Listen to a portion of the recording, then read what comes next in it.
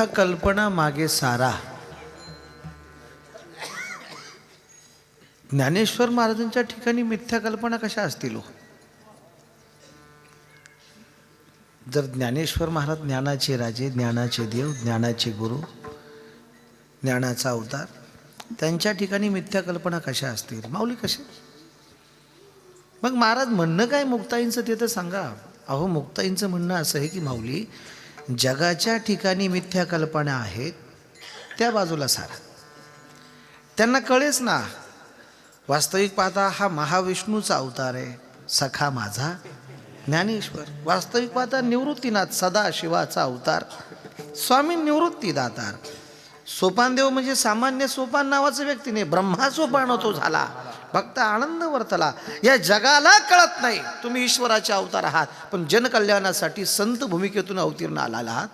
म्हणून जगाच्या ठिकाणच्या मिथ्या कल्पना मागे सारा. ते काम करण्यासाठी ताटी उघडा. ते काम करताना लोक त्रास देतील तुम्हाला, संन्याशाची कार्टी म्हणतील, तोंड पाहिली तर विटाळ होतं म्हणतील, पण तुम्ही तुमचं अस्तित्व सोडू नका. जगाने किती अपराध केला, जगाने किती छळ अन्याय अपराध केला, तर तुम्ही कोण आहात? तुम्ही संत आहात. संत कोणाला म्हणतात? जगाचे अपराध सहन करतो त्याला. कशावरून? तुमच्याकडे दया आहे, तुमच्याकडे क्षमा आहेत. या लक्षणाने समाजावरती या गुणांचा वर्षाव करा. या लक्षणानं समाजाला क्षमा करा, माफ करा, कारण तुम्ही संत आहात. आज एका संत सद्गुरू, गुरुनाम गुरु, प्रातस्मरणीय ब्रह्मलीन मोठे बाबांच्या पुण्यस्मरणाच्या निमित्तानं या अभंगाचा निरूपण करण्याचा विचार केला, प्रयत्न केला. मुद्दामहून मी अट्टहास केला की याच अभंगावरती बाबांच्या पुढे मी कीर्तन आळंदीत माऊलींच्या मंदिरात केलं होतं. आज बाबांच्याच पुढे पुन्हा एकदा या अभंगावरती निरूपण करण्याचा प्रयत्न केला. ही माझी बाबांना श्रद्धांजली आहे, माझ्या श्रीगुरूंच्या चरणी ही माझी अंजुळी आहे. तुम्हा सगळ्यांना कोटी कोटी धन्यवाद देतो. एक हा सप्ताह म्हणजे सप्ताह कसं म्हणते, 3 दिवस आहे ना. अरे पण हे वातावरण काय केलं, असं वाटतं इथे एक महिनाभर कार्यक्रम चालू आहे आणि त्याचा आजचा शेवटचा दिवस आहे. इतकी सगळी संगीत रत्न, इतके सारे गायनाचार्य सगळे, आणि सगळ्यात मोठं वैशिष्ट्य कोणतं आहे? आपली माती, आपली माणसं, सगळे धुळे जिल्ह्यातले. सगळ्यात मोठं वैशिष्ट्य आहे. नाहीतर मला रोज कौतुक करावं लागतं, पण एक असतो सोलापूरचा आणि एक असतो कोल्हापूरचा. पण आज सगळं धुळामाश आहे, सगळं धुळे. खूप छान मृदंगाचार्य हरिभक्ती परायण यज्ञेश महाराज, या दादाच काय नाव, महेश महाराज. खूप तुमचं किती कौतुक करावं मी.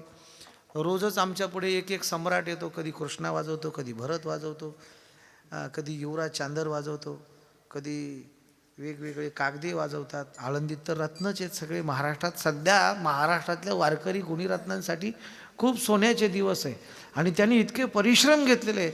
आत्ता तुम्ही आळंदीत चला. मी परवा आळंदीत पुण्यातनं आलो, मी कानिपनाथ गडावरून. आळंदीत पहाटे 3 वाजता इंद्रायणीच्या घाटावरती किमान 1000-1500 पखवात प्रॅक्टिस करत होते मुलं. हे परिश्रमाचं फळ आहे. यज्ञेश एवढा तयार झाला या इतक्या कमी वयात. अजून 25 पण नसेल तुझं. हां 24. हां मला अंदाज आला, चेहरा सांगतो ना तुझा.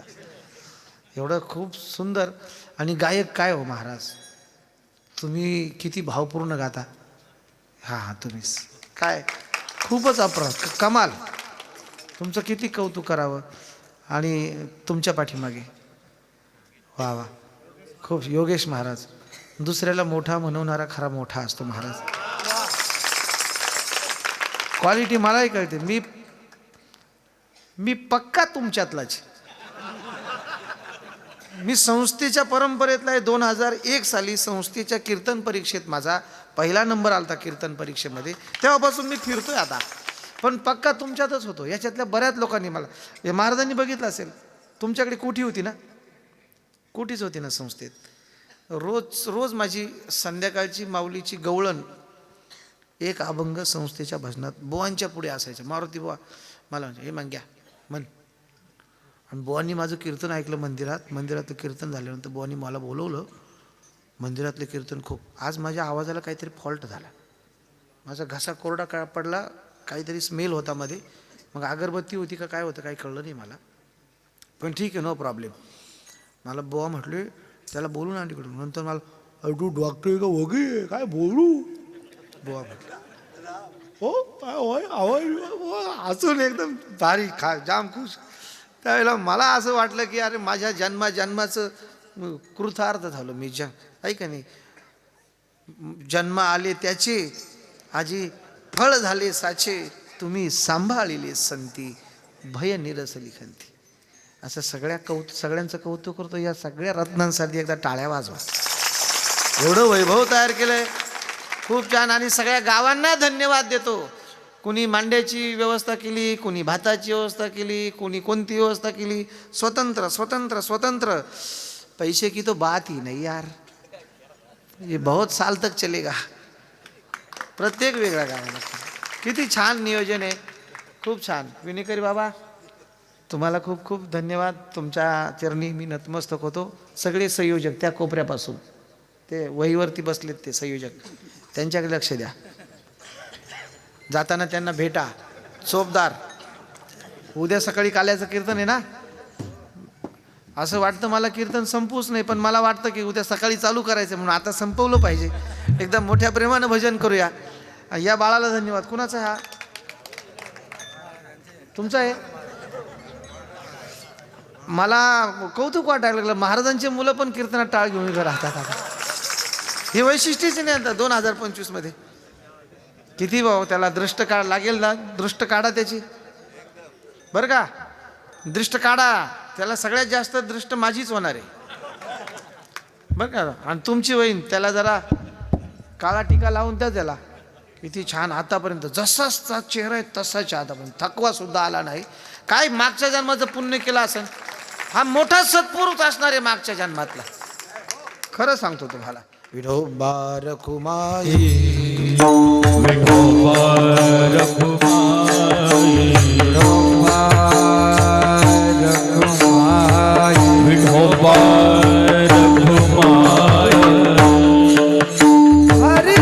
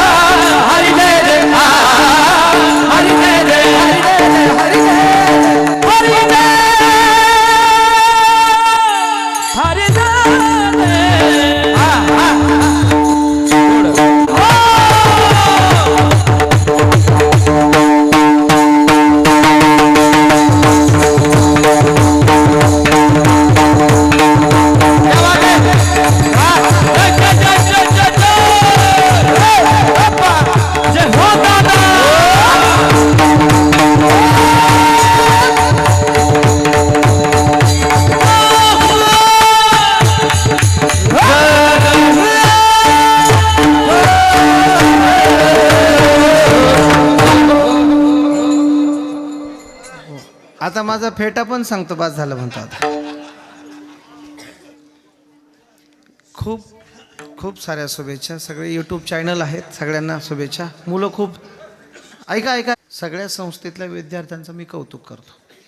या विद्यार्थ्यांच्या चरणी मी वयात तुम्ही या विचारांवरती, या वाटचालीवरती आहात. तुमच्या जीवनाचे निश्चित कल्याण होणार आहे. आणि या सगळ्या वरखेडी गावच्या उपनगरातल्या सगळ्या मंडळींना माझी विनंती आहे, तुम्हाला सुद्धा तुमच्या मुलांना चांगले संस्कार लावावे वाटत असतील तर अशाच एखाद्या वारकरी शिक्षण संस्थेमध्ये उन्हाळ्याची सुट्टी, दिवाळीची सुट्टी या मधल्या गॅपमध्ये शिबिर आयोजित करून आपल्या मुलांना संस्कार द्या, एवढी विनंती करतो आणि माझ्या वाणीला पूर्ण विराम देतो. ज्ञानेश्वर माऊली ज्ञानराज माऊली तुकाराम ज्ञानेश्वर माऊली ज्ञानराज माऊली